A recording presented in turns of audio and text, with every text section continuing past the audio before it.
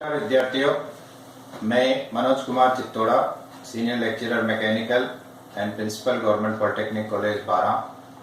मेरा एक नया वीडियो लेकर के आपके समक्ष उपस्थित हुआ हूं। आज हम डिस्कस करेंगे सेकेंड ईयर मैकेनिकल की सब्जेक्ट बेसिक ऑटोमोबाइल इंजीनियरिंग के टॉपिक क्लासिफिकेशन ऑफ ऑटोमोबाइल। जैसे हम जानते हैं, जब ऑटोमोबाइल का नाम आता है तो हमारे दिमाग के अंदर बस आती है, कार आती है, ट्रेन आती है, स्कूटर आता है। इस तरह से डिफरेंट जो मोड्स ऑफ ऑटोमोबाइल होते हैं वो हमारे दिमाग के अंदर आते हैं। ये सारी चीजें बेसिकली एक जगह से दूसरी जगह पे जाने के लिए काम में आती है। तो ऑटोमोबाइल को सबसे पहले ऑटोमोबाइल का क्या मीनिंग है? ऑटो प्लस मोबाइल, यानी कोई भी ऑटो यदि मोबाइल कंडीशन में है, मूव कर रहा है, तो दैट इज ए ऑटोमोबाइल। तो सबसे पहले ये कि भाई हम ऑटोमोबाइल को कितने भागों में बांट सकते हैं, कितनी कैटेगरी हम कर सकते हैं, हम ऑटोमोबाइल को किस तरह से क्लासिफाइड कर सकते हैं। तो आज हम डिस्कस करेंगे क्लासिफिकेशन ऑफ ऑटोमोबाइल। तो देखिएगा, ऑटोमोबाइल को क्लासिफाई करने के लिए कई सारे पैरामीटर्स काम में लिए जाते हैं, कई सारे फैक्टर्स काम में लिए जाते हैं। सबसे पहले बेस्ड ऑन पर्पस कि भाई ऑटोमोबाइल किस काम में आ रहा है।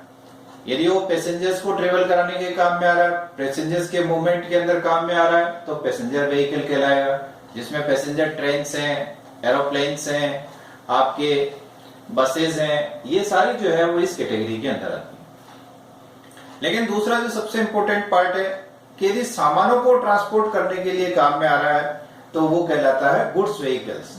इसके अंदर पैसेंजर्स नहीं मूव करते हैं, इसके अंदर आपके सामान एक जगह से दूसरी जगह पे जाते हैं, गुड्स एक जगह से दूसरी जगह पे जाती है। इसके अंदर गुड्स लॉरी होती है, ट्रक होती है, ये सारी चीजें जो है बेसिकली इसके अंदर काम में आती है, जिनकी सहायता से हम एक जगह से दूसरी जगह पे सामानों को पहुंचाते हैं। इसके बाद बेस्ड ऑन कैपेसिटी के आधार पर भी हम बेसिकली ऑटोमोबाइल को क्लासिफाई कर सकते हैं। हेवी मोटर व्हीकल्स होते हैं, वो होती है जैसे बसें हैं आपकी, ट्रेन्स हैं आपकी, ये सारी जो आती है ये हेवी व्हीकल्स में आती है। आपके ट्रक हैं, ये भी हेवी व्हीकल्स में आते हैं। लाइट मोटर व्हीकल जिसे हम एलएमवी बोलते हैं, लाइट वेटर व्हीकल्स में क्या आते हैं आपके, जैसे कार है, जीप है, आपके स्कूटर्स हैं, ये जो सारी चीजें आती है ये लाइट मोटर व्हीकल के अंतर्गत आपकी आती है। कुछ होते हैं जो मीडियम व्हीकल्स कहलाते हैं, जो ना बड़े में आते हैं ना छोटे में आते हैं। वो होते हैं जैसे मिनी ट्रक्स हुई, मिनी बसेज हुई, ये मीडियम व्हीकल्स कहलाते हैं। ये छोटे अर्थात कम पैसेंजर्स को ट्रेवल कराने के काम में आएंगे, लेकिन लाइट मोटर व्हीकल से थोड़े से ज्यादा बड़े होंगे। इसके अलावा तीसरा जो क्लासिफिकेशन का सोर्स है बेस्ड ऑन फ्यूल सोर्स। हम ऑटोमोबाइल के अंदर किस प्रकार का फ्यूल उपयोग कर रहे हैं उसके आधार पर भी हम क्लासिफाई कर सकते हैं। यदि हम पेट्रोल यूज कर रहे हैं तो वो पेट्रोल इंजन व्हीकल कहलाएगा। यदि हम डीजल यूज कर रहे हैं तो डीजल इंजन व्हीकल कहलाएगा। जैसे पेट्रोल इंजन व्हीकल्स, ज्यादातर जो कारें होती है वो पेट्रोल इंजन व्हीकल्स होते हैं, स्कूटर्स होते हैं, मोटरसाइकिल्स होते हैं, ये सब पेट्रोल इंजन व्हीकल्स होते हैं। बड़ी बड़ी बसें होती है, ट्रक होती है, ये डीजल इंजन व्हीकल्स होते हैं, क्योंकि इनमें ज्यादातर में डीजल का उपयोग एज ए फ्यूल करते हैं। आजकल एक तीसरे प्रकार के व्हीकल्स और काम में आते हैं, that is a gas vehicles. Gas vehicles में क्या होता है, नॉर्मली आप ऑटो एलपीजी से कई व्हीकल्स चलते हैं, कई व्हीकल्स सीएनजी से चलते हैं, क्योंकि ये पोल्यूशन फ्री होते हैं। तो वो व्हीकल जो सीएनजी से चल रहे हैं, ऑटो एलपीजी से चल रहे हैं, वो व्हीकल्स आपके गैस व्हीकल्स कहलाएंगे। इसमें कार्स होती है, कई तरह की कारें आ रही है जो सीएनजी बेस्ड है, ऑटो एलपीजी बेस्ड है। आजकल बहुत सारी तरह की बसेज आ रही है जो सीएनजी बेस्ड है, वो सीएनजी के ऊपर चल रही है। इसके अलावा कुछ व्हीकल्स होते हैं जो सोलर व्हीकल्स होते हैं, ये बहुत एडवांस व्हीकल्स होते हैं, इनके ऊपर सोलर पैनल लगा रहता है, उसकी सहायता से हम पावर को जनरेट करके उन व्हीकल्स को, ये बेसिकली कुछ कारों के अंदर ये इस प्रकार के उपयोग किया जाते हैं। इलेक्ट्रिक व्हीकल्स, आजकल सबसे ज्यादा जोर जो है इलेक्ट्रिक व्हीकल्स पर बहुत ज्यादा जोर आजकल दिया जा रहा है। अपनी कंट्री के अंदर भी अपने जो ट्रांसपोर्ट मिनिस्टर है वो भी बार बार कह रहे हैं कि भाई पोल्यूशन को यदि आपको बचना है तो हम इलेक्ट्रिक व्हीकल्स को लेकर के आएंगे। अब इलेक्ट्रिकल व्हीकल्स में क्या होता है, बैटरी के द्वारा चार्ज करके हम उस इलेक्ट्रिसिटी की सहायता से, उस पावर की सहायता से हम क्या करेंगे, इंजन को चलाएंगे। तो इस प्रकार की आजकल कई सारी बसेज आ रही है, इलेक्ट्रिक कार्स भी आ रही है, बसेज भी आ रही है, जो कई कंट्रीज में तो चल रही है लेकिन अपनी कंट्री में अभी कम है। इसी तरह से इलेक्ट्रिक व्हीकल हम उनको भी कह सकते हैं, जैसे आजकल जो सारी ट्रेन है उनमें इलेक्ट्रिक इंजन लगे हुए हैं, वो इलेक्ट्रिसिटी की सहायता से वहां पर चल रही है। डीजल इंजन लगभग सारी जगह पे रिप्लेस हो चुके हैं, आजकल इलेक्ट्रिक इंजन की सहायता से हम ज्यादातर ट्रेन को चला रहे हैं। स्टीम इंजन व्हीकल्स, देखिएगा स्टीम इंजन व्हीकल्स बहुत पुराने समय में पहले काम में लिए जाते थे, आज भी कुछ जगहों पे काम में लिए जाते हैं। सबसे ज्यादा जैसे रेलवे के अंदर पहले स्टीम इंजन होते थे जिनकी सहायता से रेल्स को चलाई जाती थी। आज भी कुछ हिली एरिया के अंदर, पहाड़ी क्षेत्रों के अंदर हम स्टीम इंजन ऑपरेटेड व्हीकल्स चल रहे हैं, ट्रेन चल रही है।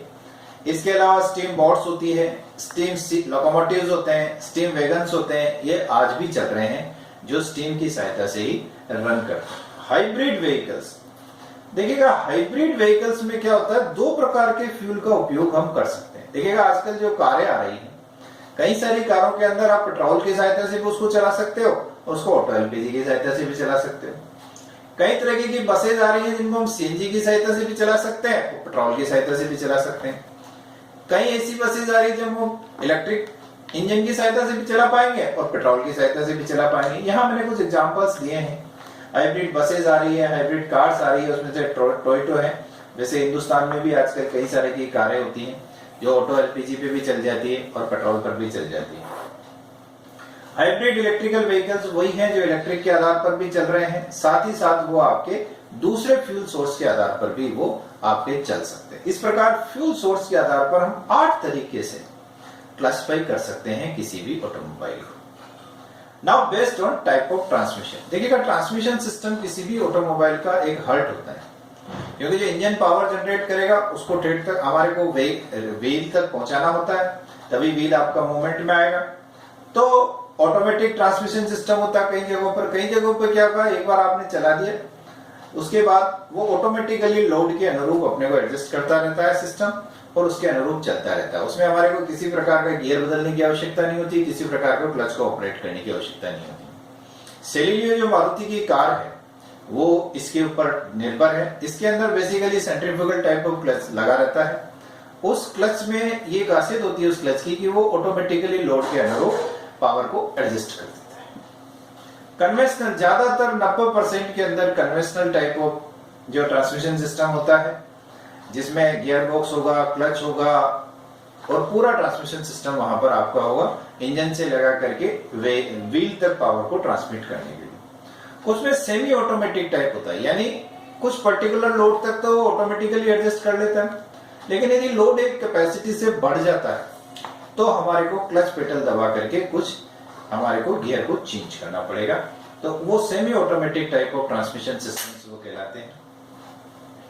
इसके अलावा based on number of wheel के आधार पर आज हम देखते हैं कि बहुत बड़े बड़े व्हीकल बन रहे हैं। पहले 2 व्हीलर्स थे जिसमें 2 व्हील है, वो 2 व्हीलर्स हैं, जैसे स्कूटर है, मोटरसाइकिल है, ये सारे 2 व्हीलर्स की कैटेगरी में आते हैं। 3 व्हीलर्स की कैटेगरी में जो है बेसिकली आप ऑटो रिक्शा देख रहे हैं, कई लोडिंग वाइन्स होते हैं, वो भी टेम्पोज होते हैं, वो भी 3 व्हीलर्स होते हैं।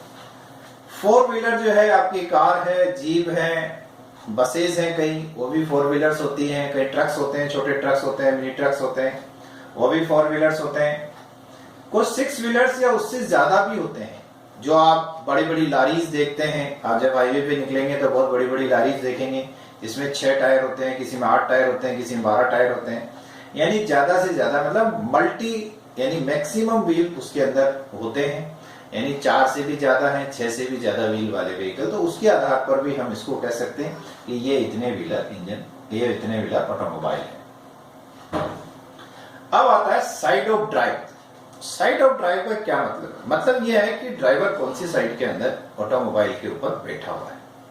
कई जगह पर लेफ्ट हैंड ड्राइव होती है और कई जगह पर राइट हैंड ड्राइव होती है। हिंदुस्तान में अपने इंडिया के अंदर ज्यादातर जो ड्राइव है वो राइट हैंड ड्राइव है। लेफ्ट हैंड ड्राइव जो होती है कुछ यूएसए के अंदर काम में आती है, रशिया के अंदर काम में आती है। कुछ कंट्रीज में लेफ्ट हैंड ड्राइव जिसके अंदर ड्राइवर लेफ्ट हैंड साइड के अंदर बैठता है, लेफ्ट हैंड साइड से आपको उसको रन करता है। जबकि इंडिया जैसी कंट्रीज के अंदर या ऑस्ट्रेलिया में या कुछ और कंट्रीज के अंदर राइट हैंड ड्राइव व्हीकल्स ही जनरली काम में लिए जाते हैं। यानी जो ड्राइवर होगा वो राइट हैंड साइड के अंदर बैठेगा और राइट हैंड साइड के वहीं से आपका ऑपरेट करेगा इंजन को। इसके अलावा होता है according to the power wheel drive. अब ये बहुत इंपॉर्टेंट पार्ट होता है। जैसे मैंने लेफ्ट हैंड राइट हैंड बताया, पावर व्हील ड्राइव से क्या मतलब है? मतलब ये है कि इंजन में जो पावर जनरेट हो रही है वो रियर व्हील को सप्लाई कर रहे हैं या फ्रंट व्हील को सप्लाई कर रहे हैं या दोनों तरफ सप्लाई कर रहे हैं। देखिएगा, जो हिंदुस्तान के ज्यादातर व्हीकल्स हैं, ऑटोमोबाइल व्हीकल्स है, उसके अंदर रियर व्हील सिस्टम काम में लिया जाता है। यानी जो पावर इंजन में जनरेट हो रही है उसको पावर ट्रांसमिशन सिस्टम की सहायता से रियर व्हील को ट्रांसफर किया जाता है। यानी रियर व्हील को पावर मिलती है और रियर व्हील चलते हैं तो फ्रंट व्हील भी ऑटोमेटिकली चलते हैं। कुछ व्हीकल्स ऐसे होते हैं जो कहीं उबड़ खाबड़ रास्तों में चलाना पड़ता है, कुछ इमरजेंसी में चलाना पड़ता है, उनको हम क्या करते हैं, फ्रंट व्हील ड्राइव पे रखते हैं। ये जनरली फोर्स में काम में आते हैं, वहां पर फ्रंट व्हील ड्राइव सिस्टम काम में लिया जाता है।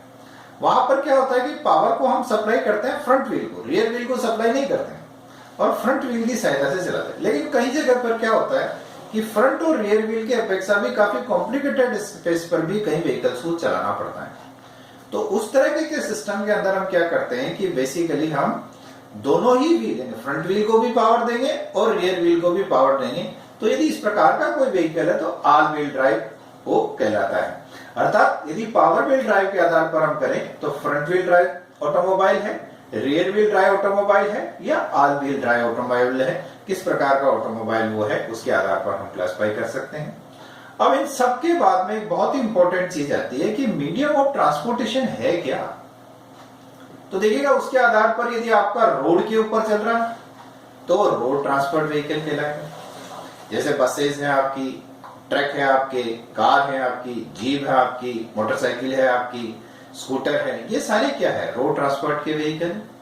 ये पानी में नहीं चल सकते, हवा में नहीं चल सकते, तो ये रोड पे चलेंगे। इसके बाद आता है रेल ट्रांसपोर्ट। रेल ट्रांसपोर्ट में क्या है, गुड्स ट्रेन है आपकी, पैसेंजर ट्रेन है, जो भी ट्रेन है वो सारी रेल ट्रांसपोर्ट आपकी कहलाती है। वाटर ट्रांसपोर्ट, देखिएगा आज बहुत ज्यादा जोर दिया जा रहा है कि भाई नदियों को आपस में कनेक्ट कर दो, वाटर ट्रांसपोर्टेशन चालू करो, जो सस्ता भी पड़ता है।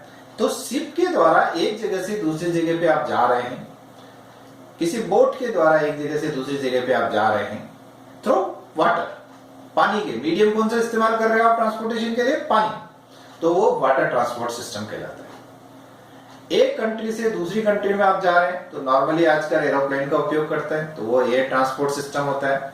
यदि आप प्लेन का उपयोग कर रहे हैं तो वो एयर ट्रांसपोर्ट सिस्टम कहलाता है। इस तरह से विद्यार्थियों, आज हमने देखा कि ऑटोमोबाइल्स को कितने भागों में हम बांट सकते हैं। लेकिन एक क्वेश्चन हो सकता है आपके दिमाग में आ रहा हो कि भाई इतना सारा हम बांट क्यों रहे हैं।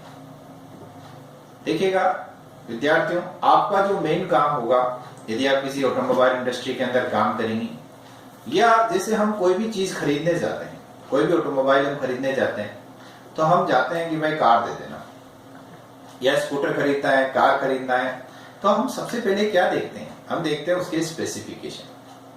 तो स्पेसिफिकेशन, जितने भी क्लासिफिकेशन आप देख रहे हैं ये सारे उस स्पेसिफिकेशन के अंदर आए। आप देखेंगे कि भाई किस कैपेसिटी की गाड़ी अपने को खरीदनी है, भाई अपने को कार खरीदनी है, 4 सीटर खरीदनी है, ठीक है, 4 व्हील ड्राइव खरीदनी है, तो ये सारी चीजें हम वहां पर देखेंगे। आप फिर देखेंगे पेट्रोल की खरीदनी, डीजल की खरीदनी।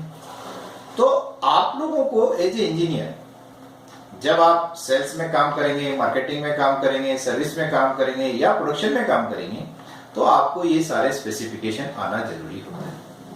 स्पेसिफिकेशन कब आएंगे, जब आपको पूरा क्लासिफिकेशन आता हो, आप समझते होंगे चीज को, यार पेट्रोल इंजन का क्या मतलब होता है, डीजल इंजन का क्या मतलब होता है, पैसेंजर व्हीकल का क्या मतलब होता है, गुड्स व्हीकल का क्या मतलब होता है, रियर व्हील ड्राइव का क्या मतलब होता है, फ्रंट व्हील ड्राइव का क्या मतलब होता है। ये सारी चीजों को यदि आप समझेंगे तो ही आप उसके स्पेसिफिकेशन को समझ पाएंगे, और यदि आप स्पेसिफिकेशन को समझ पाएंगे तो ही अपने कस्टमर को समझा पाएंगे या किसी भी व्हीकल की डिजाइन कर पाएंगे। तो विद्यार्थियों, इस वजह से क्लासिफिकेशन का बहुत इंपॉर्टेंट रोल है, तो इसको आप बहुत ध्यान से पढ़ें और अच्छी तरह से याद करें, क्योंकि परीक्षा के अंदर 6 नंबर या 12 नंबर का क्वेश्चन क्लासिफिकेशन के ऊपर ही आता है। आप मेरी स्लाइड्स को देख करके अपने नोट्स बना सकते हैं और ये आप वहां पर लिख सकते हैं। धन्यवाद।